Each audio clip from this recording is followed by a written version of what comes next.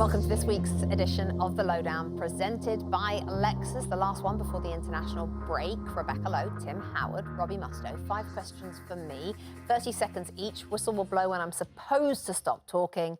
Never do. Tim, Question one. Question one. Easy one. Okay. Arsenal City. Arsenal win 1-0.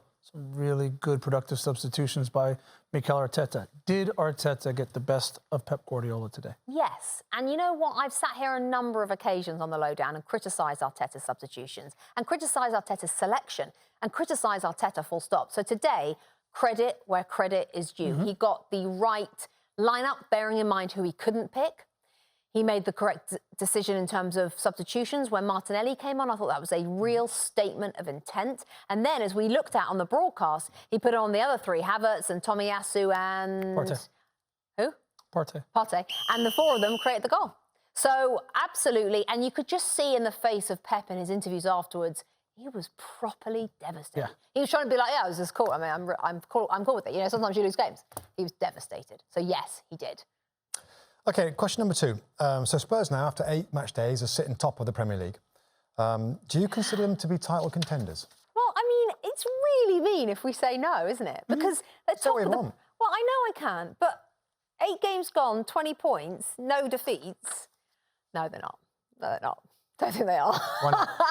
Because I don't think that they have enough coming off the bench. And with all of these substitutes we see now, we saw it today, we just talked about it. They change games, and I don't think they've got enough game changers on the bench. I can't remember from yesterday, but roughly from memory, they didn't have anyone on that bench, maybe one, who could really come on and change a game and win it for them. So no European football, no League Cup? I mean, that will help, and I absolutely, they're going to stay up there for a while. I don't think they're going to have any kind of sink anytime soon. So it depends what you mean by challenger. You know, are they a challenger if they stay in the top 3 in February? Is that challenge? Within 10 points within like the last 6 weeks. Within 10 points within the last 6 weeks? I don't think so, no. OK. Within 10 points within the last 12 weeks, I think. OK. So many questions. OK, number 3. A bit more difficult because it's kind of knee-jerky because Chelsea are in 11th place. Yeah. But 2 Premier League wins on the bounce. Have they turned the corner under Poch? Not fully. I think that there are going to be some more steps back. So I think he's going to have a few steps forward, then there'll be a step back or two. And that's just natural when he is learning about them, they're learning about him, and this entire churn-up, really, which is this club, continues to try to find their groove. I think it's going to look a bit like this, you know. I'm really pleased for him, though. We spent a lot of time with him pre-season over here on the Summer Series, and he's such a great person, obviously knows what he's doing. And it would be a great shame if it continued to be such a sort of downer of a club. So for him, I'm happy. And also, they've got some good players. I want to see Mudryk. I want to see Caicedo. I want to see these players, Enzo, really, you know, come to the fore and provide some great moments. So not quite, but certainly trajectory, right direction. Aussie? Who's got the better chance of finishing in the top 4? Aston Villa or Newcastle United? You might want to look at your table. Yeah, it's hard. Well, I mean, there isn't. I mean, Villa is 5th and Newcastle at 8th, and there's 16 and there's 3 points between them.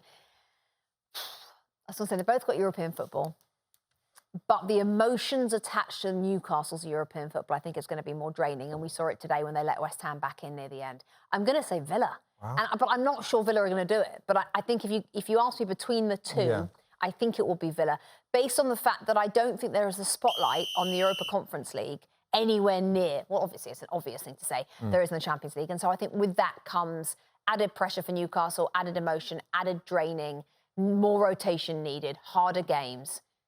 So I'm going to go Villa. Last question? Last question. J.J. Watt, NFL All-Everything, future Hall of Famer, part owner of Burnley Football Club, joined us. Tons of great insight. At one point, you walked him through how to eat beans on toast. Yeah. Is it acceptable to eat beans on toast with those shovels of hands that he has? Yeah. No knife and fork. Very important question. We provided him with the cutlery. He chose not to use it. I tell you where I get concerned on this front, and that's when you overload the beans. So I think if you can keep the beans within the within the crusts, Mustoe, of the toast. I know you're struggling with it, right? If you can do that, then you can eat it like it's a slice of sort of cheese on toast, right? But the minute you've gone greedy on the beans and you've got a bean flying here and you've got a bean flying there. They move. I mean, they do move. They roll. I mean, they're round. They are. They're going to roll onto your fingers. They are. I can't believe you even contemplated sort of like. No, I mean, I wouldn't do it myself. I'm not going to do the beans on toast. I wanted to stop him right there, but you were like, no, go ahead. Well, I think sometimes you've got to live and let live. Yeah, you've got to live too loudly. Live and let live when it comes to the beans on toast. But it was a fascinating moment, wasn't it? Incredible. YouTube.